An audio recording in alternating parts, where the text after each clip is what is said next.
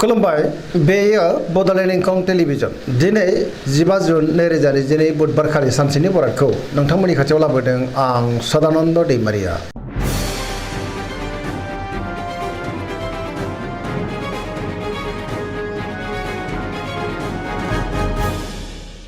सिगां फरायनो लादों मेष राशि गिबि हांखो अ ल।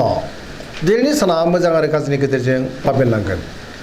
मोजां आरो गाज्रिखौ सायख'नो रोंनाय नङा। गोसोआव दिनै नेगेटिभ साननायबो फैनो हागौ। गुबुननि थाखाय नाङा फाङा जेंनायाव गोग्लैनांनोबो हागौ। गोबां रोखोमनि जेंनाजों मोगा मोगि जानांनो हागौ आरो खस्थ'बो मोननांनो हागौ। सोरनिबा सायाव गोबां रागा जोंफ्लांगोन। गोसोखौ दिनै जोबोर गुलुं गुजुं मोनगोन। मावनो लानाय खामानिखौ मावफुंनो हागोन। देहाया मोजाङै थागोन।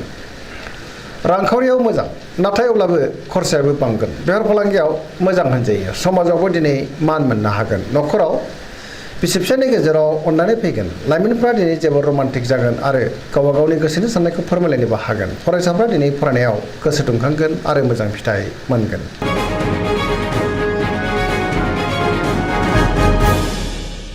वृष राशि गिबि हांखो इ उ ब। दिनैनि साना जोबोर मोजां।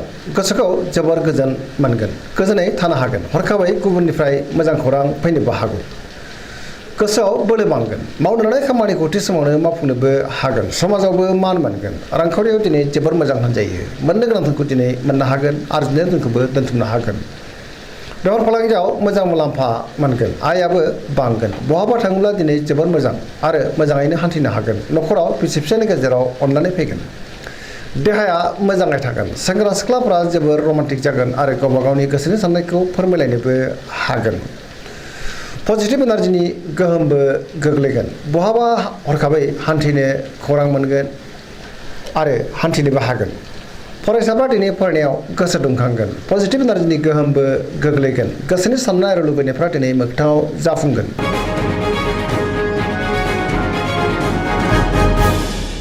मिथुन राशि गिबि हांखो क स। दिनैनि साना जोबोर मोजां। पजिटिभ एनार्जिनि गोहोमबो गोग्लैगोन। न'खराव बिसि फिसायनि गेजेराव अननानै फैगोन। गोसोखौ दिनै जोबोर गोजोननाय मोनगोन। जेरावबो देरहासार जानो हागोन। गोसोनि साननाय आरो लुबैनायफ्रा मोगथाङाव जाफुंगोन। मावनो लानाय खामानिखौ मावफुंनो हागोन। गोसोआव गोबां बोलो फैगोन।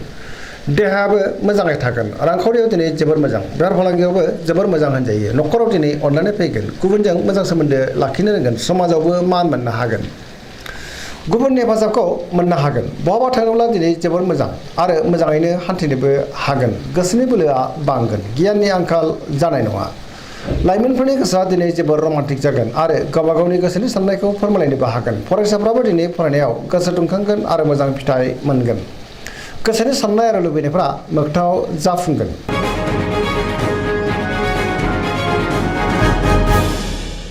कर्कट राशि गिबि हांखो ड ह। दिनैनि साना मोजां आरो गाज्रिनि गेजेरजों बाबेनलांगोन। लामा सामायाव हान्थियोब्ला सांग्रां जानांगोन। जेरावबो देरहासार जागोन। बयनिबो गोसोखौ बोनोबो हागोन। गुबुनजों मोजां सोमोन्दो लाखिनो रोंगोन। गोसोआ दिनै जोबोर गोजोनगोन। गुबुननि थाखाय नाथाय गोबां जेंनायाव गोग्लैनांनोबो हागौ। मावनो लानाय खामानिखौ मावफुंनो हागोन। रांखावरियाव जोबोर मोजां। बेफार फालांगियावबो जोबोर मोजां होनजायो। मोननो गोनांखौ दिनै मोननो हागोन। देहाया मोजाङै थागोन। अब्लाबो नाथाय जानाय लोंनायाव सांग्रां जानांगोन। गुबुननि हेफाजाबखौ मोनगोन। गुबुननि गोसोखौ बोनो हागोन। न'खराव बिसि फिसायनि गेजेराव अननानै फैगोन। गोसोनि साननायफोरा जाफुंगोन। समाजावबो बयजोंबो गोरोबनानै थानो रोंगोन।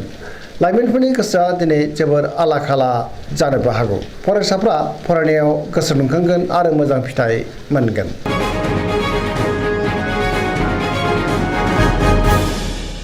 सिंह राशि गिबि हांखो म ट। दिनैनि साना मोजां आरो गाज्रिनि गेजेरजों बाबेनलांगोन। बयजोंबो गोरोबनो रोंनाय नङा। गियाननि आंखाल जानो हागौ। गोसोखौ दिनै जोबोर गिलुं गिलुं आरो उसुखुथु मोनगोन। सोरबा गोजाम लोगोजों बहाबा लोगो मोनज्लायनोबो हागौ। मावनो लानाय खामानिखौ मावफुंनो हागोन। लाइमोनफोरनि गोसोआ दिनै जोबोर आला खाला जागोन। रांखावरियाव मोजां। अब्लाबो नाथाय गोबां धोन खहा जागोन। बेफार फालांगियाव मोजां होनजायो। न'खराव एना एनि फैनोबो हागौ गोसोनि बोलोआ लोरबां जागोन समाजावबो मान मोननो हागोन गुबुननि गोसोखौ दिनै बोनो गोब्राब जागोन सेंग्रा सिख्लाफ्रा बहानिफ्रायबा मोजां खौरां मोननो हागौ फरायसाफ्रा फरायनायाव गोसो दुंखांगोन आरो मोजां फिथाइ मोनगोन।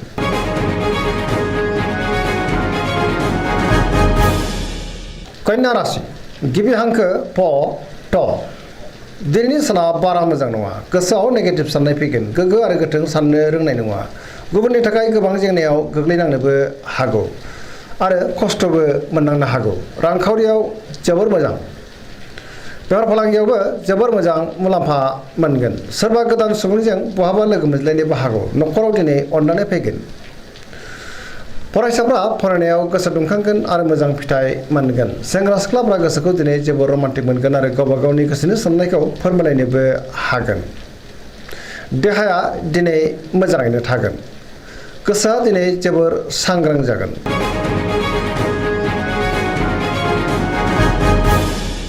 तुला राशि गिबि हांखो र ट दिनैनि साना जोबोर मोजां गोसोखौ जोबोर सांग्रां मोनगोन सोरजोंबा बाख्नाय जानोबो हागौ गोबां खामानि मावनो गोसो जागोन आरो मावफुंनोबो हागोन गोसोनि बोलोआबो बांगोन गोसोनि साननायफ्रा जाफुंगोन मावनो हानाय खामानिखौ थि समावनो आरो गोरलैयैनो मावफुंनोबो हागोन देहाया मोजाङै थागोन रांखावरियाव दिनै जोबोर मोजां मोननो गोनांखौ दिनै मोननो हागोन न'खराव बिसि फिसायनि गेजेराव अनलायनाय फैगोन बिदा फंबायजों मोजां सोमोन्दो थागोन समाजावबो दिनै मान मोनगोन बेफार फालांगियाव मोजां मुलाम्फा मोननो हागोन गुबुननि थाखाय गोबां मोजां खामानि मावनानै होनोबो हागोन फरायसाफ्रा दिनै फरायनायाव गोसो दुंखांगोन आरो मोजां फिथाइ मोनगोन लाइमोनफोरनि गोसोआ दिनै जोबोर रमान्टिक जागोन।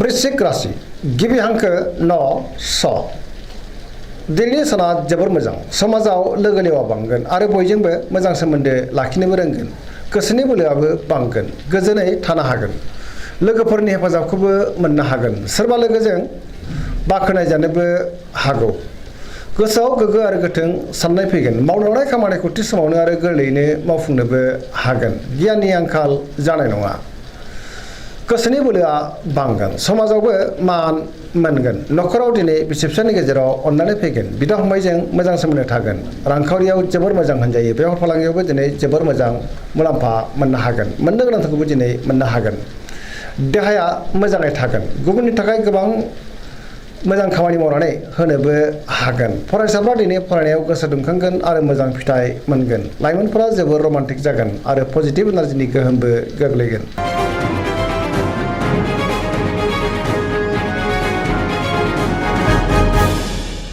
धनु राशि गिबि हांखो ढ फ भ दिनैनि साना जोबोर मोजां गुबुननि हेफाजाब मोनगोन गोसोआव पजिटिभ साननाय फैगोन गोथों आरो गोग्गो साननो रोंगोन गियाननि आंखाल जानाय नङा पजिटिभ एनार्जि गोहोमबो गोग्लैगोन सोरजोंबा जोबोर मोजां मोनजागोन आरो अनजागोन गोसोनि बोलोआबो बांगोन धोरोमारि बिथिङावबो दिनै गोसो दुंखांगोन मावनो हानाय खामानिखौ थि समावनो आरो गोरलैयैनो मावफुंनोबो हागोन रांखावरियाव दिनै जोबोर मोजां अब्लाबो नाथाय खरसा बांगोन बेफार फालांगियाव मोजां मुलाम्फा मोनगोन देहाया मोजाङैनो थागोन बिमा बिफानि अननाय आरो बोरखौ मोननो हागोन लाइमोनफोरनि गोसोआ दिनै जोबोर रमान्टिक जागोन आरो गावबा गावनि गोसोनि साननायखौ फोरमायलायनोबो हागोन पजिटिभ एनार्जिनि गोहोमबो गोग्लैगोन फरायसाफ्रा दिनै फरायनायाव गोसो दुंखांगोन आरो मोजां फिथाइ मोननोबो हागोन।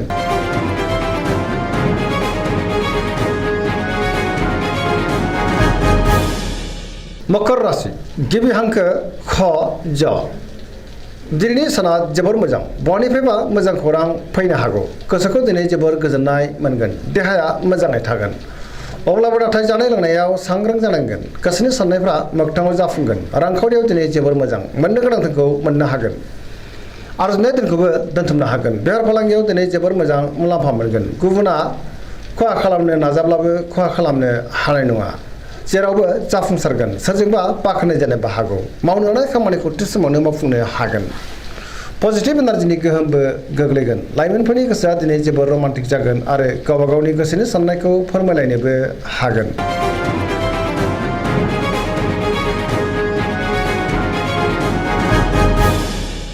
कुम्भ राशि गिबि हांखो ग स दिनैनि साना बारा मोजां नङा गोबां रोखोमनि जेंना फैनो हागौ गोसोनि बोलोआ लोरबां जागोन सोरबाया थगायनो नाजागोन गोसोखौ दिनै जोबोर उसुखुथु आरो गिलुं गिलुं मोनगोन गोसोआ दिनै जोबोर गिलुं गिलुं जागोन मावलांनाय खामानिखौ थि समावनो मावफुंनो हागोन बहानिफ्रायबा हरखाबै गाज्रि खौरां फैनोबो हागौ समाजाव मान मोनगोन रांखावरियाव मोजां गोबां धोन आरजिनोबो हागोन बेफार फालांगियावबो मोजां होनजायो देहाया मोजाङै थागोन न'खराव बिसि फिसायनि गेजेराव अननानै फैगोन बिदा फंबायनि हेफाजाबखौ मोननो हागोन अब्लाबो नाथाय गोसोनि साननायफोरा देबार नांनो हागौ सेंग्रा सिख्लाफ्रा जोबोर रमान्टिक जागोन